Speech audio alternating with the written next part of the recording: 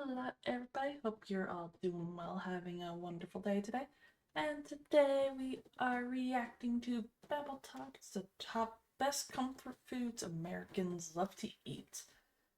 As you guys all know, probably figured out by now, I am American and I enjoy learning about food and the world.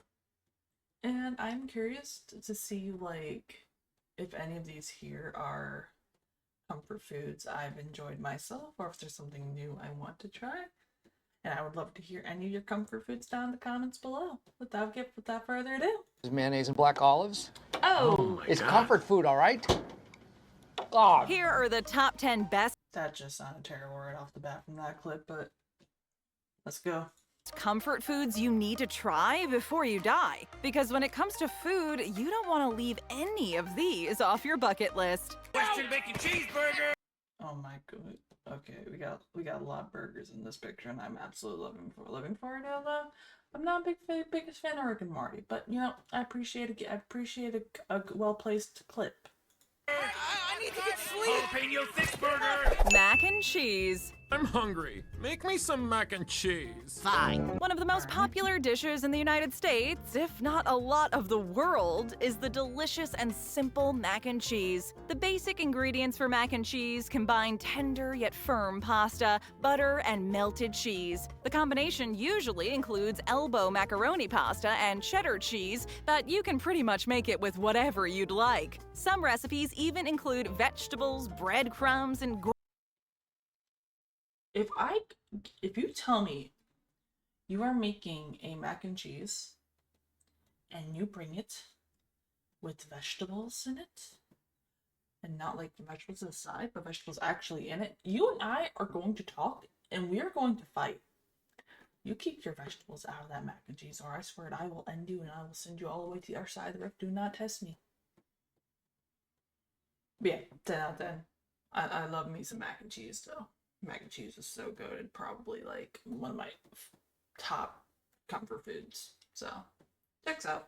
gourmet ingredients like crab, lobster, and truffles. Despite being an American classic, mac and cheese was most likely inspired by the many pasta dishes from Italy, France, and the United Kingdom. It was apparently Thomas Jefferson who popularized it when he shipped a pasta-making machine to Virginia and served the dish at his lavish banquets. The dish was further popularized in 1937 when Kraft released its boxed variety. It was cheap and easy to prepare, but also a meal that could feed the whole family.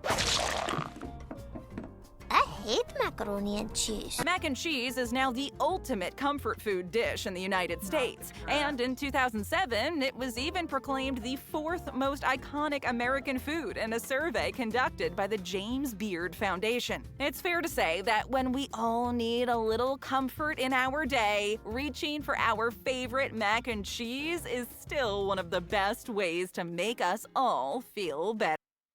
I absolutely hate boxed mac and cheese. I hate it so much. No.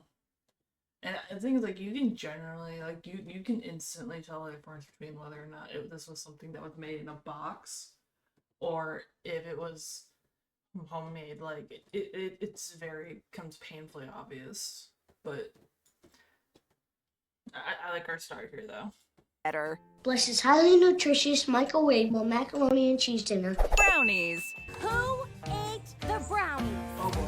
As one of the most popular American desserts, the chewy, dense, and fudgy brownie brings a lot of flavor to the table. While brownies have been a comfort staple food for decades, there is a lot of debate about where they come from. Some claim that it was Bertha Palmer, the wife of the Palmer House Hotel owner, who asked the chef to invent a new chocolate dessert to serve at the 1893 Columbian Exposition. Others say it was an accident when librarian Brownie Schrumpf excluded the baking powder from his chocolate cake bake and was left with a thick black cake bar. But no matter where it originates, brownies have gained a lot of popularity, especially when instant boxed mixes came into play in the 1950s. The two main brands offering the revolutionary brownie mixes, Duncan Hines and Betty Crocker. Of course, although they can be pretty delicious, the best brownies do not come from a box. Whether you prefer them underbaked, moist, and fudgy on the interior, or well-baked with a spongy texture, the trick is to use a high-quality, dark, and bittersweet chocolate. Nowadays, you can add pretty much anything to your brownies to add some texture, like nuts, chocolate chips, or even gummy bears. good, Paired with a cold glass of milk, brownies can always turn a bad I'm sorry. Did she say gummy bears? Who was putting gummy bears in brownies? Who does this? Like, who puts gummy bears in brownies? Like, I got nothing for that. Like, what the heck? day into an excellent one. Come on, let me cut you a brownie while they're still hot. Pepperoni pizza. It's a lot of pepperoni. We're just $6.49? That can't be right. Pizza is probably the world's most popular food. Whether you want something quick and cheap or you want to go out for a high-end meal, pizza always ticks all the boxes. While there are many toppings to be enjoyed on a pizza, we are focusing on comfort, and the ultimate comfort pizza has to be pepperoni. Okay, I got it. Well, it's got lots of pepperoni. Pepperoni is not only one of the most delicious pizza toppings you can get, it's also one of the most popular. In fact, over half of Americans have said to enjoy pepperoni on their pizza, and it has ranked #1 for most beloved topping on more than one occasion. Surprisingly enough, pepperoni pizza only started its rise in the 1950s. Pepperoni actually denotes a spicy salami, usually made with a mixture of beef, pork, and spices. Nowadays, beef pepperoni pizza is the most popular variety, but there are also versions like fish pepperoni pizza. While the preparation varies from one region to another, the popularity of this pizza has made it a staple across the United States. And it's usually prepared simply with mozzarella, tomato sauce, and good old pepperoni. Hey, Nancy. There's a slice left if you want it. Sausage and pepperoni. Donuts. Ooh. Yum. Feeling a little out of place right now because aside from the mac and cheese so far that has been mentioned, I didn't really have them like consider them comfort food. Like, genuinely.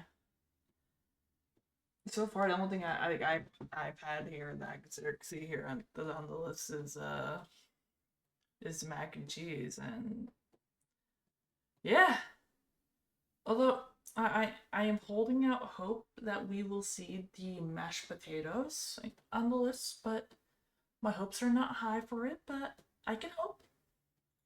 Have you guys seriously never heard of donuts? Whatever style, shape, filling, or flavor you like best, donuts are the ultimate in indulgence and comfort. While most of us think of donuts as being a modern-day treat or snack, the cake with the hole is actually a lot older than you may think. Archaeologists found some petrified remains of fried cakes with holes in the center, but it is still unclear how the early Native Americans prepared these fried dough desserts that we know today as donuts. Nevertheless, we're grateful they did, because snack time would not be the same without them. Sir, I'm gonna have to ask you to exit the donut. The first donuts that made their way to the United States were often made with prunes, raisins, or apples in the middle, and it's the Pilgrims from Holland that are credited for bringing them over. During World War I, the donut was already an American favorite, consumed by soldiers that were fighting overseas as a reminder of home. In the 1950s and the 1960s, the popularity of these treats was so big that new donut chains started appearing in cities and towns, such as Krispy Kreme and Dunkin' Donuts, which only helped bring donuts to the masses. I've never seen a donut this nice before. Cheeseburgers. Why are there hamburgers in your underwear? Are you serious? If there's one food that screams America, apart from apple pie, of course, then it's obviously the hamburger. However, while said the bacon. burger is a great comfort food, other versions of the humble burger play the role better, and one of those is the cheeseburger, an improved version of the plain hamburger. It's a natural evolution, and many will argue that the cheese adds so much more flavor to the experience. There's nothing more heartbreaking than when you order a cheeseburger and they forget to add that slice of cheese. Look, I gotta say this, and I've said it before, but I'm not sure I've said it in a video. I don't like cheeseburgers in takeout or takeaways. So, like, the thing is, I know that here a lot of people like that really easy melty like cheese that we have here, like that Kraft Singles or whatever it's called.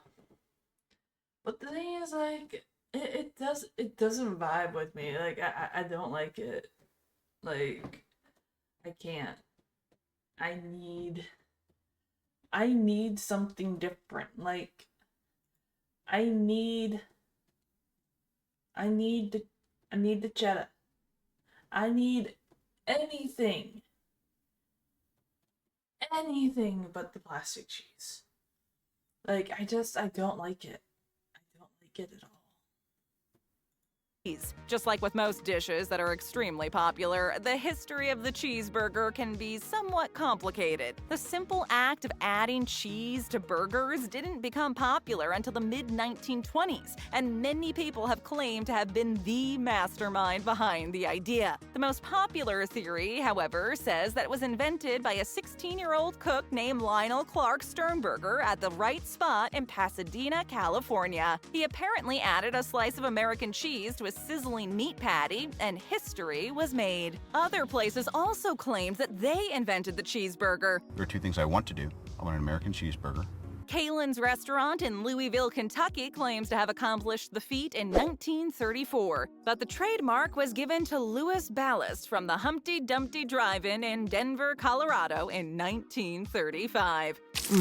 I love this burger. So delicious. Peanut butter and jelly sandwich. I know you love peanut butter and jelly I never thought that sandwiches. was a comfort Why? food. As a child, if there's one thing you were always happy to find in your lunchbox, it was a PB&J sandwich. Whether you had the crust cut off or you ate it au naturel, it was always a delicious treat. The salty flavor of the peanut butter mixed with the sweetness of the jam has allowed this sandwich to become the ultimate staple of American foods and has spread throughout the world. Quick, easy, and affordable, PB&J sandwiches can be eaten for breakfast, lunch, and even for dinner if you're feeling particularly nostalgic. All you need to make this absolute icon is 2 slices of bread. It can be white, whole grain, sourdough, it's all up to you. The peanut butter of your choice, but if you like it with a little more spunk, we suggest going with the crunchy kind. And your favorite jam, with grape jelly and strawberry being all-time favorites with most kids. Peanut butter. And jelly. Today, it's become such a classic. A 2002 survey showed that the average American will eat around 1,500 PB&J sandwiches before their high school graduation. It really is the universal comfort food. Sorry, but I just realized I have nothing but peanut butter and jelly. Fried chicken. Okay, fried chicken. When it comes to comfort food, everyone has their own go-to meal they go to when in need. If you're anywhere in the South, however, chances are your comfort food will be fried chicken. Whether it's in a sandwich, on waffles, or all by itself, fried chicken seems to always hit the spot. Even though there are a lot of arguments surrounding the fried delicacy, since everybody claims to have the absolute best fried chicken, people can universally agree that it needs to be moist, succulent, and tender, coated with a crunchy golden brown crust. We all got to taste the greatness of fried chicken during the colonization period when Scottish immigrants settled in the South. By doing so, they brought their chicken recipes with them. Then, new seasonings and spices were introduced, and the dish quickly gained popularity. TJ, thank God you're here. How'd you find me? It's the only chicken and waffle place in all of Holland. The chicken needs to be fresh and small in size in order for the meat to be more tender with the perfect meat-to-crust ratio. Once the chicken is hot, crispy, and ready to be consumed, it is traditionally accompanied by buttered biscuits, southern potato salad, mashed potatoes, or cream gravy on the side. Now that is some finger-licking good comfort food. This is the best Kentucky Fried Chicken I ever had. Grilled cheese. Okay. Whoa! Is that a grilled cheese deluxe from Cheezers? Yes, it is. Ah, the grilled cheese sandwich. A simple Just seeing grilled cheese right now gives me pain of that ultimate grilled cheese video that we watched a while back from Garden, and it still hurts me just seeing this. There'll be a link in the description to that below.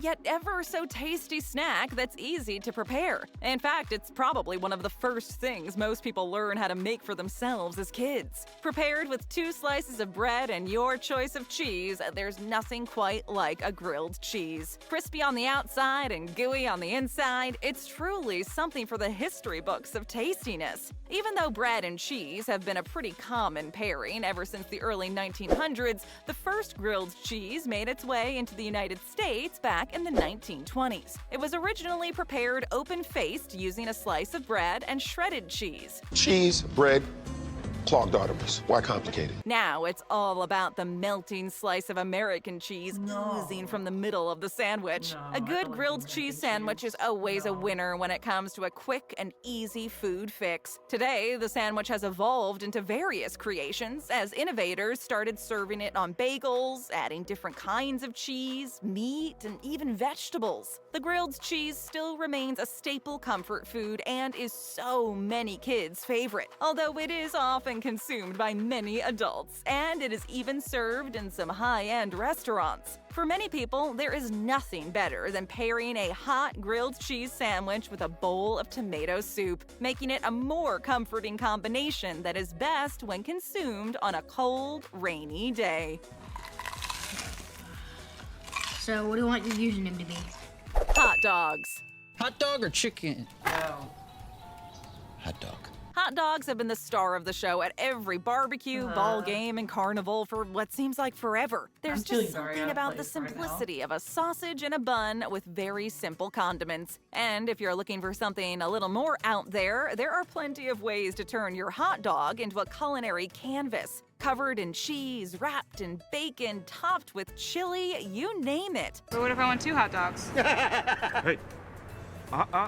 While this iconic food has become a staple of American cuisine, it didn't actually originate in America. Instead, it has its roots in German cuisine. It was German immigrants who brought wieners and Frankfurt sausages with them when they came to the U.S., and it slowly but surely became a main part of our food scene. In 1871, the first hot dog stand was opened by German baker Charles Feltman on Coney Island, and it was only a few years later, in 1893, that these sausages became the standard fare at baseball parks. Over time, hot dogs became the biggest and most popular handheld snack at sporting events.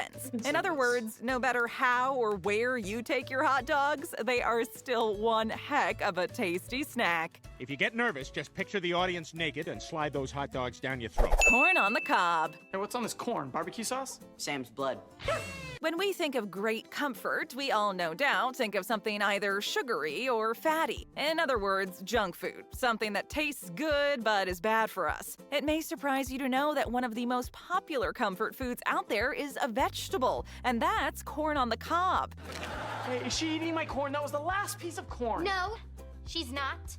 Okay, so we do prefer to eat the corn when it's covered in butter, but it's still a vegetable at least. Corn on the cob is made by steaming, roasting, grilling, or boiling sweet corn, and then, to make it more appealing, slathering it in butter and some salt. To eat it, you can either munch it right off the cob using your hands, or you can use a stick, a cob shank, or a skewer to avoid touching the piping hot cob. While it is not known who was the first to prepare corn on the cob, it is known that the ancient Mayans ate corn off the cob after it had been boiled or roasted. Many of us think of corn on the cob as more of a side dish, especially when it's paired with some great fried chicken. However, it's also a great snack and comfort food all by itself. Mom, Dad, look! Strawberries on a cob! Stay for more and tap or click for another great video. Hit that subscribe. That was something. That was definitely something. I will say I've only maybe had a couple of my own comfort foods on that list. The mac and cheese, which is always near the top of my list. And then I do like me some grilled cheese, but not with the not with the American cheese. So I don't like American cheese. What kind of comfort foods do you guys like? Also, did you catch the hint for one of our upcoming videos? As always, I shall catch you guys in the next one. Make sure you guys take care, stay hydrated, and I shall catch you guys later.